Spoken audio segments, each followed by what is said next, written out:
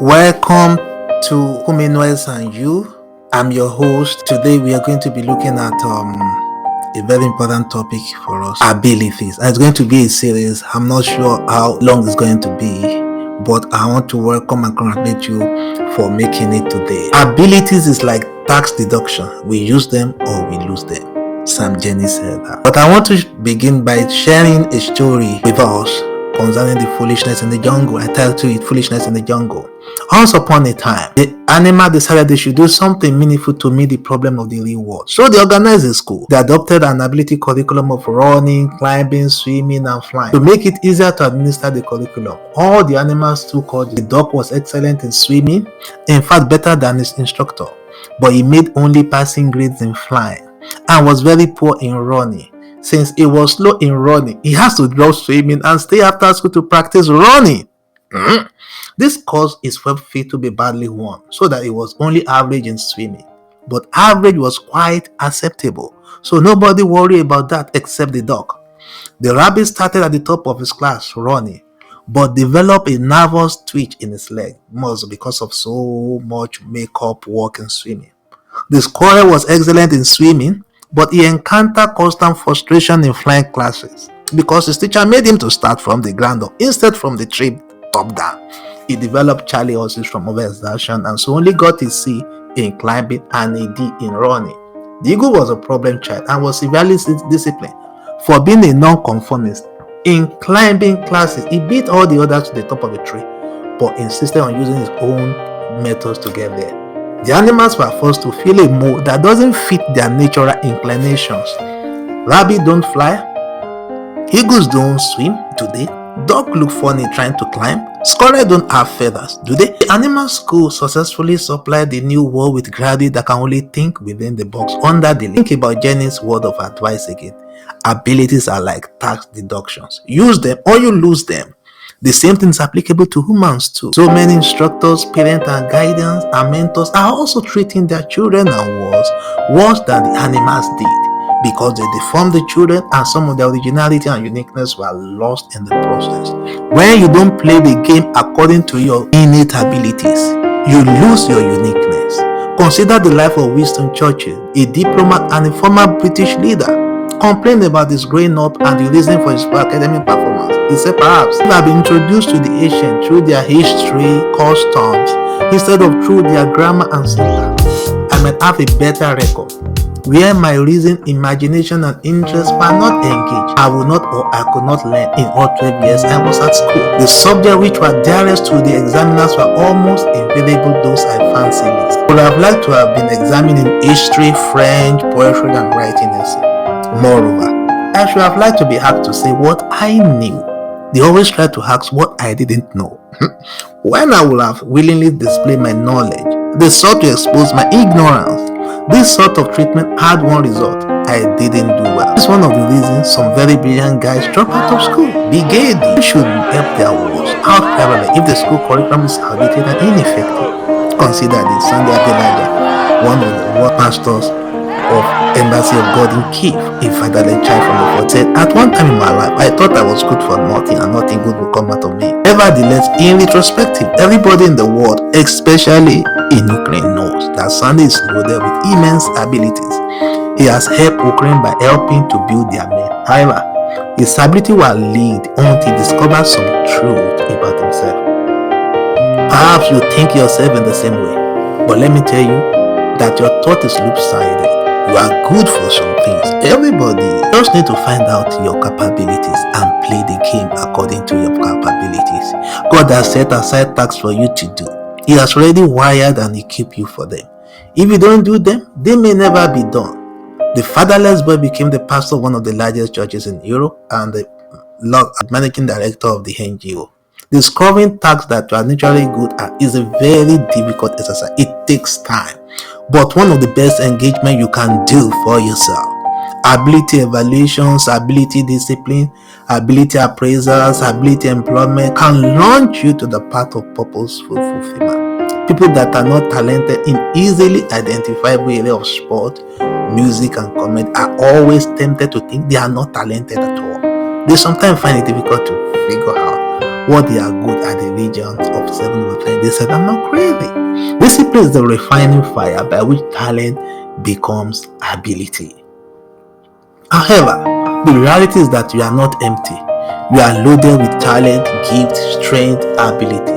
And your creator and designer have anticipated you. So he kitted you for this moment, game of life. You only need to burn off weighty baggage and unpack your God-given gift. Most company human resources teams are guilty of the fact that they often fail to conduct in-depth ability evaluation tests on their staff, especially the trainings. Frequently they recruit focusing on position for people, not people for position. It is the people that power technology, ideas, and positions.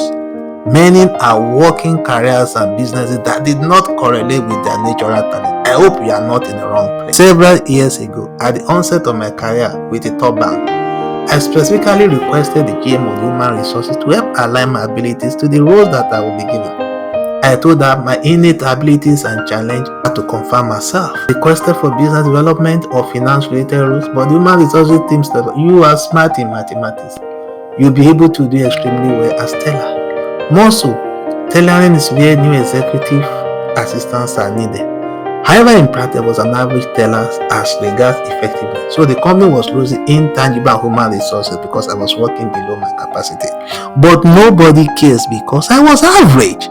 After some years, I moved to business development unit, and within 1 year, I became the best marketer in my region and one of the top in the history of the bank. I became so successful and productive because I was working career tasks in the areas of my strength and abilities. I was not going to work when I was going to fun. I fun Monday to Sunday. Even when my superiors did not request that I work on Saturday and Sunday, I was going miles because I love what I'm doing. Gift and talents are God deposit in your personal account, but you determine how successful you will become. And there is no other way apart from the way of the hard work. Be at your post every time, every morning. The author and motivational speaker, amazing, said that. He say it again. That gift and talent are God deposit in your personal account, but you have to determine the interest on them. How you harness your ability determine how successful you become. Yes, ability can be sharpened and developed. Just crush it the crucible of discipline and accurate practice. Otherwise, it can as well lie dormant and profitless to you. Lee Lalukai began his career as a student engineer with the Ford Motor Company. He was enrolled into the first loop training course for 18 months. The course enabled the trainees to complete a perfect cycle of the Ford entire operation and afford them to have hands-on experience. The supervisor for the training were in halfway through the program and evaluation meeting. At the end of the 9th month, it was agreed that Laluka should go to the new group, automatic transmission or mechanical engineering or hydraulic dynamometers. The decisive making when it took him the whole day before he can design and draw clutch spring, and he asked himself, what am I doing here? Is this how am I going to spend the rest of my life? I wanted to stay at Ford but not at engineering. I was eager to be where the real actions was, marketing or sales. I like working with people. He went to sales and rose to become the president of Ford Motor Company and later Chrysler in his career. Lee Laluka was able to survive the difficult moment because of his competency in doing what he loves doing. The Loop program helped him to identify his ability niche earlier in his career, and that took some people 10 or 20 years to discover. Previously in this space, we discover how ineffective and dysfunctional our families and academics background are majorly, and it stifles our abilities most times. The formal school early adequately prepare us for the real life. School encourages you to study hard, get good grades. It promises you will find a high-paying job. Most parents do good by giving their children quality education. This is fantastic, and we thank you for that. To be successful in life, intuitive and natural abilities of children ought to be cultivated early. The children have to be encouraged to build life around their abilities. Unfortunately, most parents and mentors fail to understand that how this could be achieved early in their world's life. They didn't know better. In addition, they failed to seek help from the expert. Parents need to encourage the development of their children by getting games and learning aids, whether modern or traditional, that can enhance their reasoning, curiosity, and fantasy. Some parents work all the days of their life for people with little and nothing left after their last born leave home to get married. Must their children live like that too? Unconsciously, they are training their words to end up like them. It is very important to understand that to be successful, we need skills and ability mix. All the time, one ability or skill is not enough. To be successful in life, this corroborate the fact that God wants us to maximize His ability inside of us in order to maximize our productivities. Hi, love. I'm very grateful that you are able to make it to the end of this program. Next week, we are looking at ability mix, how to discover different kinds of ability that you have, your natural abilities, your innate abilities, and the ability that can be growth. So I'm your host again, Kumin West. I'll be expecting to meet with you on another edition of this program, Kumin West and you. Stay in the atmosphere of grace. Bye bye. God bless you.